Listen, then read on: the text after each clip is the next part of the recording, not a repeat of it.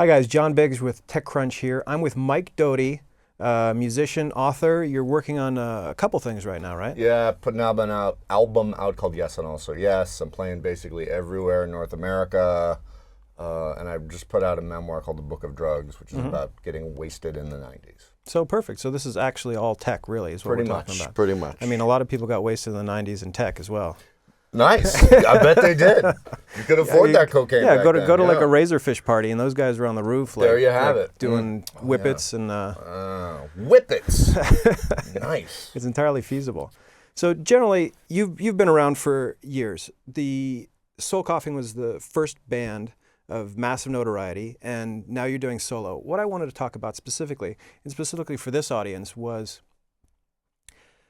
how things have changed over the years. Obviously, you went through the mill of a record contract, came out the other end, and started over, basically. And now you're rebuilding a brand, you're rebuilding a music in a new era, essentially. Oh, yeah. And just how things have changed, and how hard has it been? What did you have to do differently? Well, so the moment I got out of Soul Coughing, it was square one. It was just me in a car driving around. And what happened was Napster basically saved my career, because I was going around the country, and about, 4/5 of the audience was appalled that I was an acoustic guy and didn't sound anything like Soul Coughing. And then, that one little fifth of the audience had heard Skittish, and which was my first solo album that had never gotten officially released. But I guess the producer leaked it. And, so I went out there, and there was an audience. Which was amazing. And since then, I've just, been going back and playing to those people and friends of their friends, and now I have like a solid audience. And in fact, made more money than I did when I was on a major label and selling 8 times the records. But that's for a number of reasons.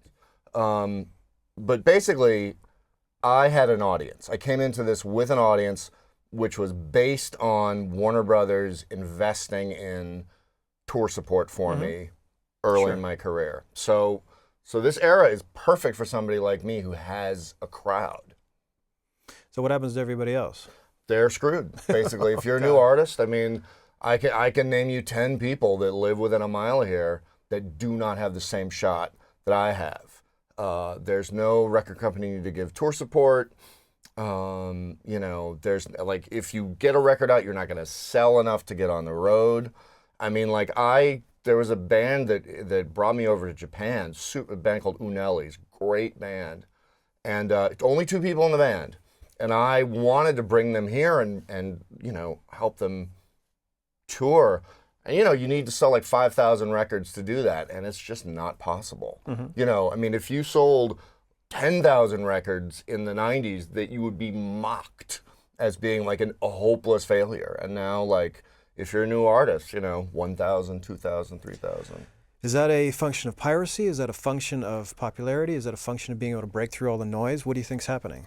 I think what happened is the record industry deeply devalued its product, had utterly no respect for its consumers, put out, I don't want to name the bands, but there's like a band that had this sort of like groovy lounge tune as the single, and everything else was hardcore ska. And then, a funk metal band that had an acoustic ballad, everything else was funk metal. And at no point did these labels go, maybe we should get them to write more songs like that. They just were like, people are going to pay $12 for it. We don't care. So they were shooting for a single, and then the rest of it was kind of... Yeah, and they just thought that people were just going to keep showing up. And the thing that, before, Napster was such a vital component in me getting a solo career, I was just horrified by it. And the thing that you would hear all the time was like, well, there's always only one good song on the album. And it infuriated musicians and record company people, but it was absolutely true. They were selling this piece of plastic, cheaper to make than a cassette or a vinyl record, at an insane markup, utterly devaluing what they were selling. And, they got bit in the ass. And it's hard to feel bad for them. So you said Napster helped you out. Was it Napster before all the stuff, or basically just the trading of music helped you? It was file sharing. It was like dead center Lars Ulrich's pissed off time, and it just got out there. And I had a crowd. And it was astonishing to go out on the road and people were requesting lip syncing to songs that like I had never put out. I mean, it's saved my life. Okay. I mean, what are best practices now for an artist? I mean, you have Jonathan Colton, who's built up a following sort of in the geek rock world. Guys like you who depended on file sharing early on, and then now you're able to reform everything. And then you have almost guys like Skrillex and these kind of underground things that are coming up out of, I guess, mixtapes and as well file sharing as well on websites. Well, I mean, I think dance music artists have somewhat of a kind of pre-made place to start because people go to a dance concert to dance. They're not attracted to an artist. And then I guess you can sort of build your reputation from there. But in my world, like all I know about is circling the country 4 or 5 times, and then at the end of it, you've got a small audience. It's the only way I know how to do it. And like, you know, if you're a band of 4 people and you can't afford a hotel room and a van and a sound guy, like there's just no money for it. You know, like I said, I got an audience in 1994. So I'm fine. In fact, better off than I used to be. But the trade-off is that new artists, I can name you 10 that are just may not ever make a living despite being brilliant artists. And in terms of bringing this back to tech, what are some of the tools that you're using right now to, I guess, communicate and I guess to make music as well? Is there anything new and exciting? Oh yeah, I mean like I'm all up in Ableton. Like I make everything on Ableton. And at this point, like I know a lot of like younger people that fetishize like gear from the early 90s, which is hilarious because we were so mad at that stuff for being so, you know, cruddy. But you know, you can do anything on Ableton or Pro Tools that sounds absolutely as good and as warm and as real as tape does through like a Neve board or something. And you know, for me, like Soul Goblin was all about samples. Sure. And I had to hire a sampler player. Well, I mean, he was a member of the band. I didn't hire him per se, but you know, it was just like impossible because you had this machine and these chords and this thing, and I just didn't know how to do it. And now with Ableton, like I sat down and I was like, I need to learn how to do this. So I cleared out like a month of you know work, and I was making music in like 3 days. I mean, the tools are so easy to use that for me it's like you know, it just, I mean, it elevates the artistry because your ideas can happen with so much less effort than it used to be.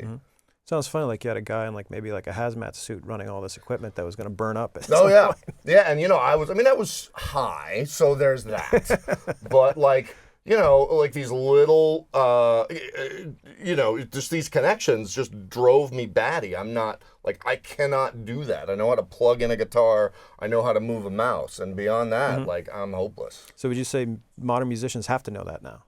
You went from a point where all you need is a guitar and like and 3 chords, and now you have to know at least GarageBand, I guess, right? No, I mean, I think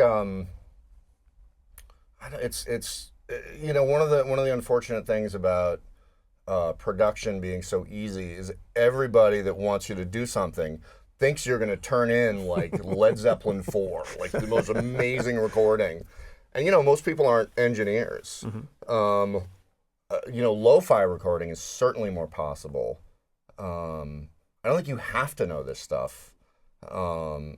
You know, at the very least, you need a dude that knows how to hit the space bar and, you know, line up the tracks correctly. But, you know, it's just that the tools, the means of production are very cheap. It's very useful. All right, perfect. Where can people go to find out more about what you're working on now? MikeDoughty.com. MikeDoughty. All right, perfect. Thanks very much. Thanks for having me. Thanks.